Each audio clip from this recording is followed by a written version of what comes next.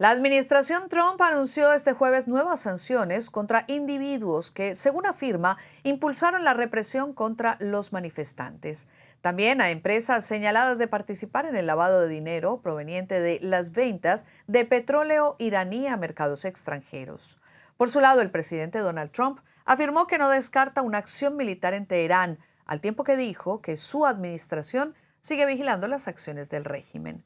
Vamos a conocer todas las reacciones y por eso nos vamos de inmediato a Madrid con Pau Mosquera para que nos cuente. Pau, muy buenas tardes y bueno, explícanos un poco para poder entender mejor esta situación.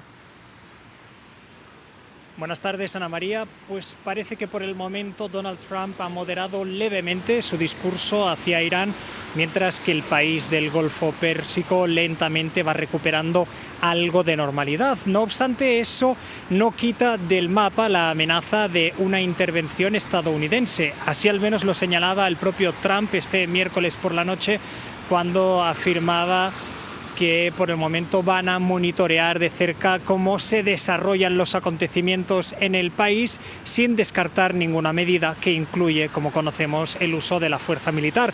Una decisión que tomaba, decía, después de haber recibido información de fuentes fidedignas que le habían trasladado que en Irán habrían detenido la ejecución de manifestantes detenidos a lo largo de los últimos días. Pero sabemos además, según señaló un funcionario de un país del Golfo a CNN, que 4 naciones habrían estado involucradas en reducir las tensiones entre Teherán y Washington. Hablamos de Qatar, de Omán, Arabia Saudita y Egipto. Autoridades de estos países habrían entrado en contacto con Trump justamente para trasladarle que, de producirse una intervención, eso tendría un efecto sobre la economía y la seguridad de la región que de alguna forma impactaría también a Estados Unidos.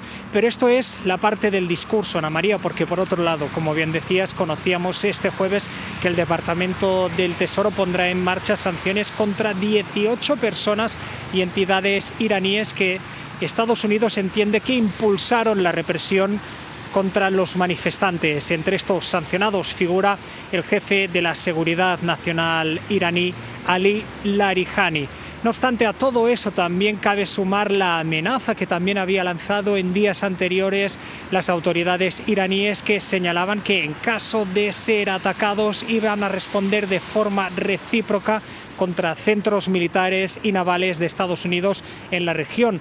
Un anuncio que motivó que este miércoles desde Estados Unidos trasladaran el aviso a parte del personal que se encuentra en la base militar de Qatar, la más grande que tienen en todo Medio Oriente, para que abandonaran las instalaciones. Ana María.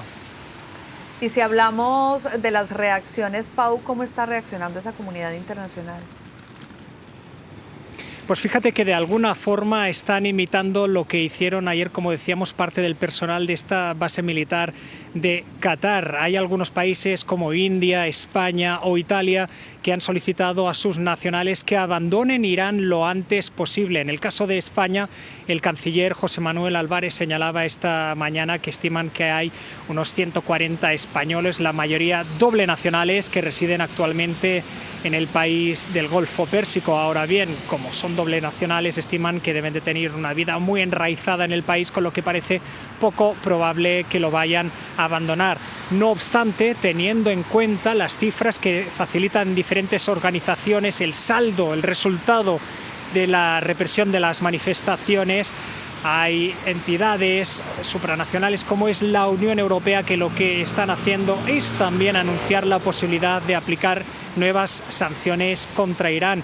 Y es que, recordemos, según la agencia de noticias de trabajadores humanitarios que tiene base en Estados Unidos, habría al menos 2.400 personas muertas como resultado de esta represión y más de 18.000 detenidas. Ana María.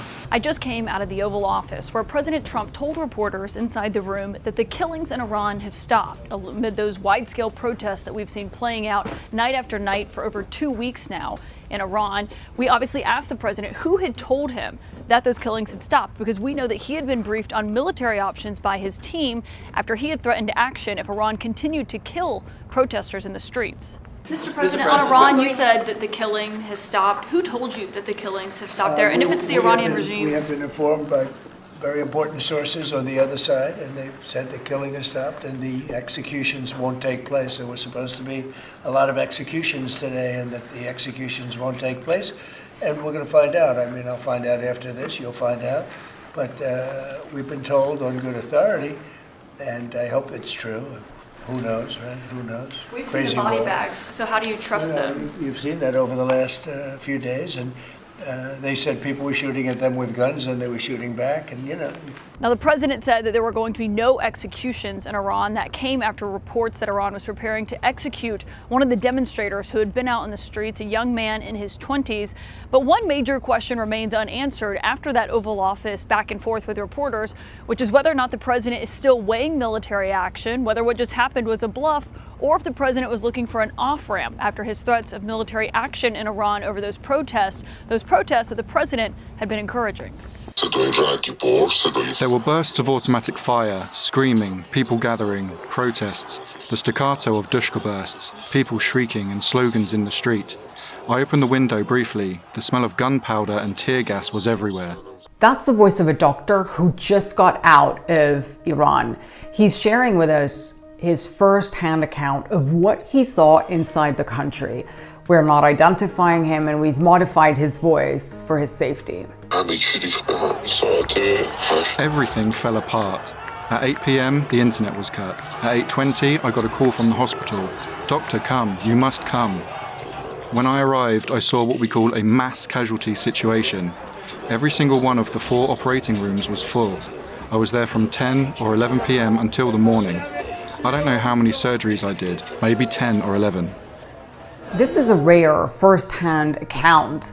It's almost impossible for us to know what is happening in Iran in real time since the regime shut down communications last week after it unleashed a brutal crackdown on the protests. Treating injured protesters in Iran is extremely dangerous. The regime hunts down these protesters and it goes after the medical staff who are treating them. So many Iranians, like this doctor, are risking their lives to tell us and the world about the horrors that are unfolding in their country. Iran is experiencing one of the most severe internet shutdowns we've ever seen.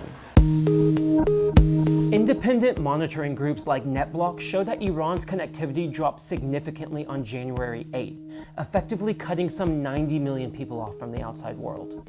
In Iran, we've seen that internet connectivity has been disrupted and services really highly limited. There's a baseline of connectivity around 1% of ordinary levels that we've tracked before.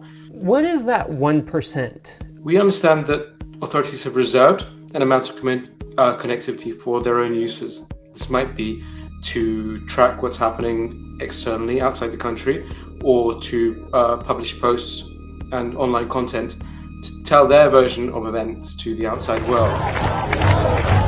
This isn't the first time that Iran has shut down their internet, but experts say this time around is a lot more sophisticated. So it's amongst the most severe internet disruptions we've tracked around the world.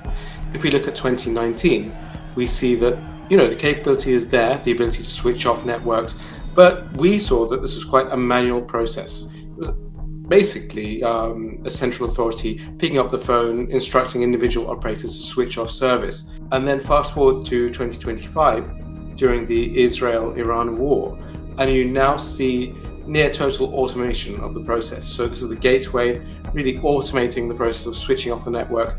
And it's almost an instantaneous process at that point. Toker says in the past, many Iranians were able to get around these restrictions using software like VPNs, or even driving to the borders to connect to neighboring countries' cell towers. He added that those methods no longer work reliably as government censorship has evolved and monitoring has become increasingly dangerous. So some people have placed their hope in satellite internet terminals like Elon Musk's Starlink, which can bypass local telecom networks. But even when satellite signals are available, accessing from the ground still remains the biggest challenge. Using a Starlink itself is not a difficult thing to do. It's just you have a satellite, you're putting it, you connect some cable and push some buttons, and that's it. The problem is you need to have that device in a country like Iran. This is not something that you can go to the market and easily purchase. We're talking about an authoritarian country. In this context, even purchasing this kind of technology is a big challenge, is a huge challenge. There is market, black market, but again, it's a difficult. Plus, it's very expensive. So you can imagine how much money a family or a group of people need to pay for the device and also to pay for the subscription. On January 13th, Starlink began extending free access for users in Iran. And experts tell CNN that they believe there may be some 50,000 Starlink receivers in the country. But using Starlink can be incredibly risky, as terminals can be detected and users can be identified if protection methods fail. Experts also say there's evidence to show that Iran is disrupting the satellite connection itself. It's something that we've never seen this regime do in the past. There have been clear attempts to jam connectivity, Starlink terminals, and we've also seen this during the Ukraine, Russia's war in Ukraine. So it very much looks like a transplant of the same type of jamming technology. It looks at the same level of sophistication, possibly indicating information sharing between Russia and Iran. One hopeful technology that could help the people of Iran circumvent government restrictions is direct to cell, which means users could bypass the hardware terminals on the ground and connect their mobiles directly to the satellites. Direct-to-cell satellite technology is a very compelling technology. This is the great idea, the dream of internet freedom, that you could beam internet into a country. People's phones will light up and they'll be able to communicate and restore democracy in that country. Now, it's not quite there yet. This needs a new generation of satellites. These satellites are much bigger than the previous generation of Starlink satellites. Nevertheless, some of them are in orbit and have been trialed, are in use. But I think it's fairly clear that these satellites aren't in the right orbit right now to supply that to Iran. So switching it on is not necessarily a capability that exists right now. It is worth mentioning that none of these options replace a fully functioning internet, and they all carry serious risk. We don't know when or if internet access will be restored in Iran, but as the country remains dark, one thing is clear: silence is being imposed at a time when people are trying to be heard.